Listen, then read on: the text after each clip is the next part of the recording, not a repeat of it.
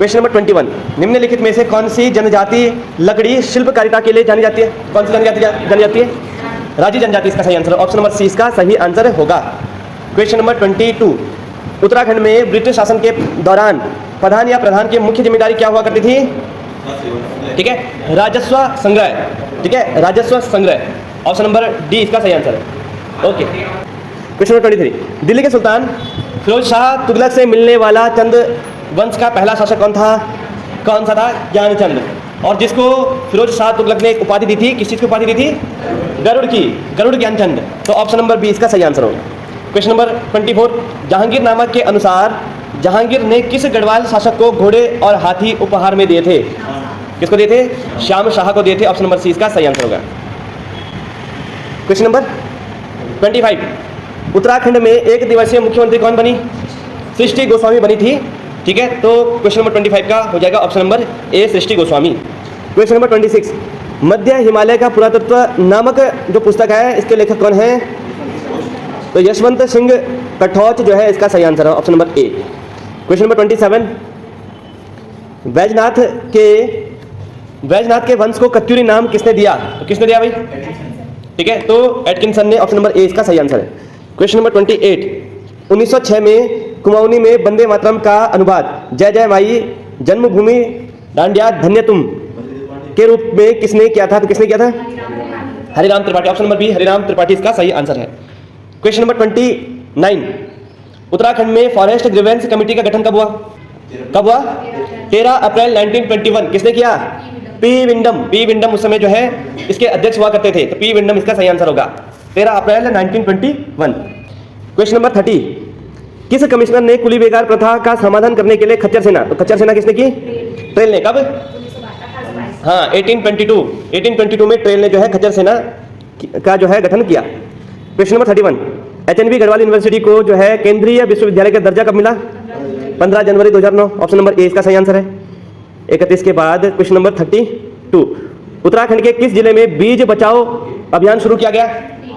तो टिहरी गढ़वाल में। किसके द्वारा? नाम क्या था उस व्यक्ति का? तो हाँ, मैंने परसों कुछ टाइम पहले भी बताया था, बताइए सोचो। विजय जरधारी। तो विजय जरधारी उसका नाम था, जरधारी। ठीक है, तो टिहरी गढ़वाल इसका सही आंसर होगा। क्वेश्चन नंबर 33, बद्रीनाथ किस पंथ का मुख्य केंद्र है? वैष्णव पंथ का। वैष्णव पंथ का मुख्य केंद्र जो है वो बद्रीनाथ है, और शैव पंथ का कौन सा है? केदारनाथ। ठीक है। क्वेश्चन नंबर 34, उत्तराखंड में पंचायतों की वित्तीय स्थिति की समीक्षा के लिए राज्य वित्त आयोग का गठन करता है, कौन करता है? बिल्कुल राज्यपाल करेगा, ऑप्शन नंबर ए राज्यपाल। क्वेश्चन नंबर 35, गढ़वाल के किस शासक को आदिनाथ के नाम से जाना जाता है? अजयपाल को जाना जाता है आदिनाथ नाम से। ठीक है, अच्छा अब ये बताइए कि आदिनाथ जो है अजयपाल को किसने बोला है और किस ग्रंथ में बोला है? किसने बोला है? देखो, जो सांवरी ग्रंथ है, सूरबीर पवार के द्वारा लिखी गई सांवरी ग्रंथ में अजयपाल को जो है आदिनाथ नाम से जाना जाता है। और अगर आदि पुरुष की बात करें तो आदि पुरुष किसने बोला था? राहुल सांकृत्यायन ने जो है आदि पुरुष बोला था।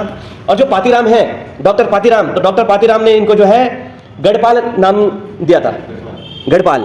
ठीक है। क्वेश्चन नंबर 36 है, किस वर्ष रामायण नई दिल्ली में गणतंत्र दिवस परेड में उत्तराखंड की झांकी का हिस्सा बना था?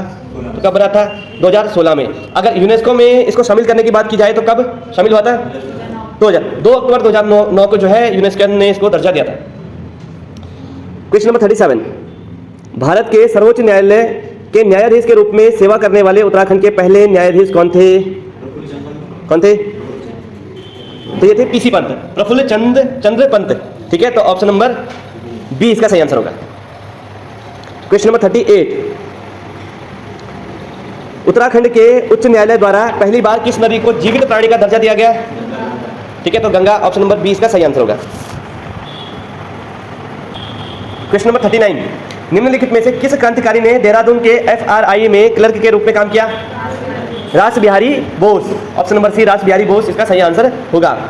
और इन्होंने जो है 1912 में हार्डिंग पर जो बम फेंका गया था ना, तो उसमें महत्वपूर्ण जो है योगदान इन्होंने दिया था।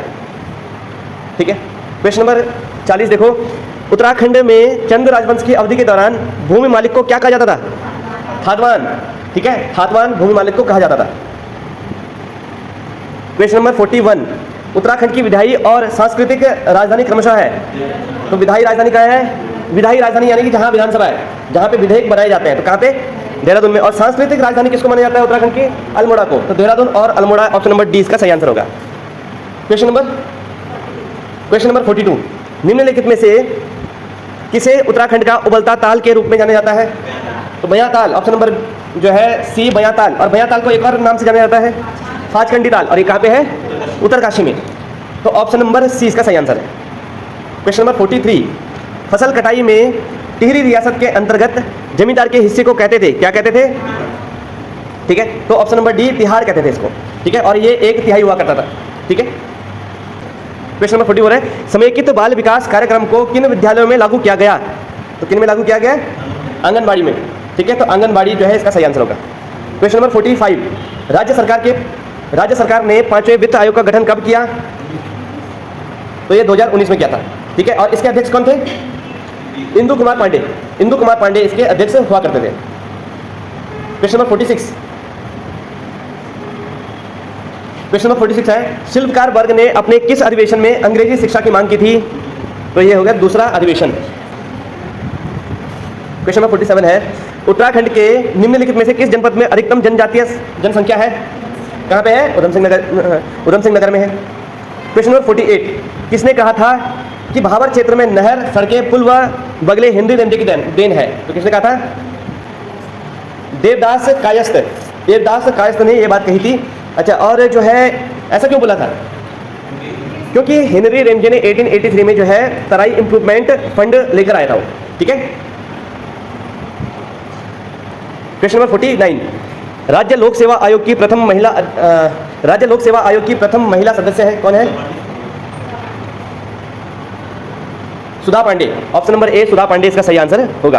क्वेश्चन नंबर 50, किस वर्ष उत्तराखंड शासन ने जैविक कृषि अधिनियम पारित किया? तो कब किया? 2019 में किया।